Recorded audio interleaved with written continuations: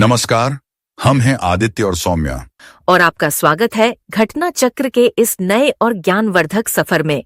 नमस्कार। आज हम बात कर रहे हैं 19वीं सदी के भारत की। वो दौर जब कई सामाजिक धार्मिक सुधार आंदोलन हुए। जी। और ये आंदोलन बहुत महत्वपूर्ण थे। उन्होंने आधुनिक भारत की, आप कह सकते हैं, नींव रखी। बिल्कुल। तो आज हम जरा गहराई में जाकर देखेंगे, हमारे पास जो विश्लेषण है उसके आधार पर, कि इन आंदोलनों की सीमाएं क्या थीं, क्या कमियां रह गईं। और साथ ही ये भी कि क्या आज भी ये हमारे लिए मायने रखते हैं, उनकी रेलेवेंस क्या है। हाँ, तो मकसद यही है कि इन सीमाओं को समझें और आज के भारत के संदर्भ में उनकी प्रासंगिकता देखें। चलिए शुरू करते हैं। तो पहली और शायद सबसे अहम सीमा जो सामने आती है वो क्या है। देखिए, बात यह है कि ये जो बड़े बड़े आंदोलन थे, समाज बदलने निकले थे, वो असल में समाज के मतलब ऊपरी तबकों तक ही ज्यादातर सिमटे रहे। अच्छा, मतलब जैसे? मतलब कि शहरों में रहने वाले पढ़े लिखे लोग, ऊंची जातियां जैसे ब्राह्मण, कायस्थ वगैरह, ब्रह्म समाज को देख लीजिए, प्रार्थना समाज, आर्य समाज। हाँ। इनके नेता, इनके अनुयायी ज्यादातर इसी वर्ग से आते थे। आम जनता तक, गांव तक इनकी पहुंच उतनी सीधी नहीं थी। तो ये कहना ठीक होगा कि उनका असर निचले तबकों पर या तो कम था या बहुत इनडायरेक्ट था। हाँ बिल्कुल, सीधी पहुंच बहुत कम थी। ये एक बहुत बड़ी एक सीमा कह सकते हैं। ठीक है। और इसी से जुड़ा है महिलाओं की स्थिति का सवाल। यहाँ भी तस्वीर थोड़ी मिली-जुली है। हाँ, ये मैंने भी पढ़ा है।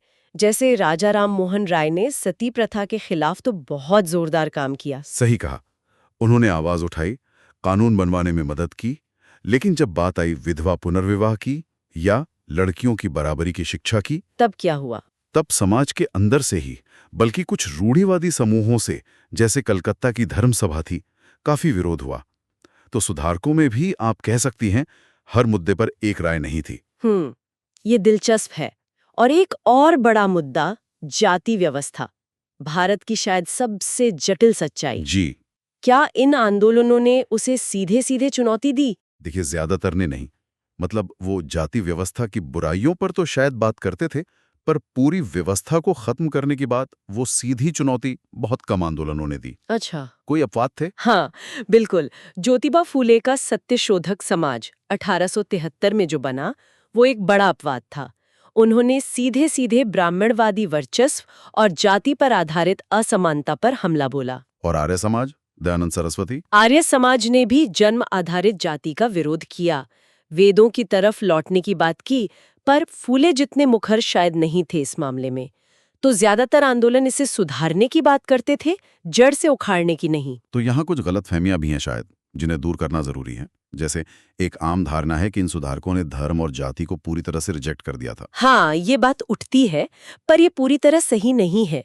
देखिए, उनका मकसद धर्म को नकारना नहीं था। अच्छा, वो धर्म के ढांचे के भीतर ही सुधार चाहते थे। आज के जमाने वाली धर्मनिरपेक्षता नहीं थी वो। नहीं, उस अर्थ में नहीं। धार्मिक पहचान बनी हुई थी, पर उसे ज्यादा तार्किक, ज्यादा मानवीय बनाने की कोशिश थी। ठीक है। एक और बात जो अक्सर सुनने में आती है कि ये सब तो बस हिंदू समाज में हो रहा था, मुस्लिम समाज पर कोई असर नहीं पड़ा। ये भी एक तरफा नजरिया है। ये सही है कि ब्रह्मो समाज, आर्य समाज वगैरह मुख्यतः हिंदू समाज पर केंद्रित थे।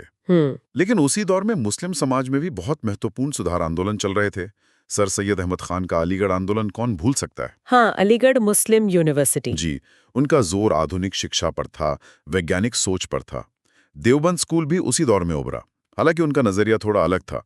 सर सैयद का जर्नल था तहजीब उल अखलाक, वो भी सुधार की बात करता था। तो ये कहना गलत है कि मुस्लिम समाज पूरी तरह अछूता था। बिल्कुल गलत है। हाँ, धाराएं अलग थी, मुद्दे शायद कुछ अलग थे, पर सुधार की कोशिश वहां भी जोरों पे थी। और एक आखिरी गलतफहमी, कि इन सब आंदोलनों का कोई लंबा असर नहीं हुआ, खासकर आजादी की लड़ाई पर। ये तो इतिहास के साथ अन्याय है। सच तो ये है कि इन्हीं आंदोलनों ने वो जमीन तैयार की, वो सोच पैदा की, जिस पर हमारा स्वतंत्रता संग्राम खड़ा हुआ। कैसे, जरा समझाएंगे? देखिए, इन्हीं आंदोलनों ने आधुनिक सोच, तर्कवाद, राष्ट्रवाद की भावना, सामाजिक न्याय की चेतना जगाई। राजा राम मोहन रॉय को तो भारत का पहला आधुनिक व्यक्ति कहा जाता है। हाँ, सुना है। आगे चलकर गांधी जी, नेहरू जी, सुभाष चंद्र बोस, जितने भी बड़े नेता हुए, वो सब कहीं ना कहीं इन सुधारवादी विचारों से प्रभावित थे।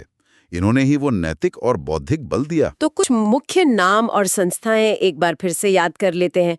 राजा राममोहन राय, ब्रह्म समाज 1828। दयानंद सरस्वती, आर्य समाज, वेदों की ओर लौटो। ईश्वरचंद्र विद्यासागर, विधवा पुनर्विवाह कानून 1856। ज्योतिबा फुले, सत्यशोधक समाज 1873। और सर सैयद अहमद खान, अलीगढ़ आंदोलन। बिल्कुल, ये कुछ बड़े नाम हैं। और अब सवाल ये कि आज 21वीं सदी में इनकी क्या प्रासंगिकता है? हाँ, ये सबसे जरूरी सवाल है। क्या आज भी ये मायने रखते हैं? मेरे ख्याल में तो बहुत ज्यादा। आप देखिए, भारत आज भी उन्हीं बुनियादी सवालों से जूझ रहा है जिनसे वो तब जूझ रहे थे। जैसे कि सामाजिक न्याय, लैंगिक समानता यानी जेंडर इक्वालिटी, जातिगत भेदभाव, धार्मिक सहिष्णुता, ये मुद्दे आज भी उतने ही अहम हैं, शायद ज्यादा जटिल रूप में। बिल्कुल सही। जब हम आज राष्ट्रीय शिक्षा नीति NEP की बात करते हैं या समान नागरिक संहिता UCC पर बहस सुनते हैं, महिला आरक्षण का मुद्दा देखते हैं, तो कहीं ना कहीं आपको 19वीं सदी के इन्हीं सुधार आंदोलनों की गूंज सुनाई देगी।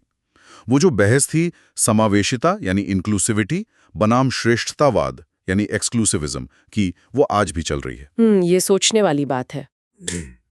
ये निरंतरता ही इन आंदोलनों को आज भी रेलेवेंट बनाती है। तो अगर हम संक्षेप में कहें तो 19वीं सदी के ये सुधार आंदोलन आधुनिक भारत के सफर में मील के पत्थर थे। इन्होंने प्रगतिशील सोच की नींव डाली। हाँ, लेकिन उनकी अपनी सीमाएं भी थीं। उनकी पहुंच सीमित थी, समाज के हर तबके तक वो नहीं पहुंच पाए।